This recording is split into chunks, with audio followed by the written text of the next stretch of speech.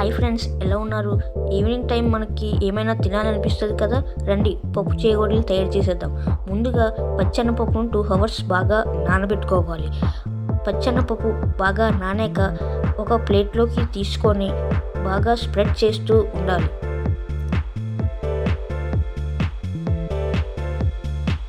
అలానే తరువాత ఒక బౌల్ తీసుకొని 3 glasses వాటర్ వేసుకొని అందులో అలానే 2 tablespoons సాల్ట్, అలానే 2 tablespoons కారం కూడా వేసుకోవాలి.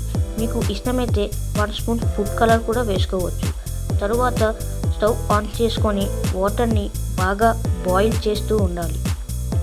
తరువాత ఒక బౌల్ తీసుకొని 2 cups రైస్ ఫ్లోర్, 1 cup మైదా వేసుకోవాలి. వాటర్ బాయిల్ అయ్యాక అందులోకి పిండి అనేది వేస్తూ ఉండాలి. వేస్తూ తర్వాత బాగా కలుపుతూ ఉండాలి.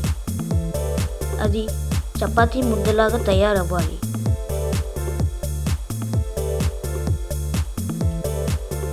చపాతీ ముద్దలా తయారయ్యాక వాటిని మనం చేగోడీల షేప్లో చేసి శనగపప్పులో పెట్టి దానికి బాగా అంటేలా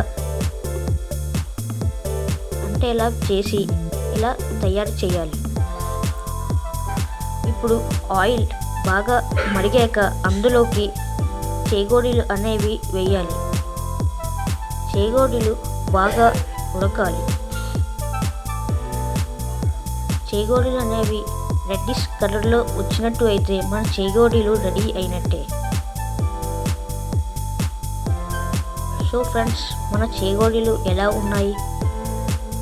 అలానే మనం చేగోడీలను ఇలా కంటైనర్లో తీసుకోవచ్చు. Please like, share and subscribe.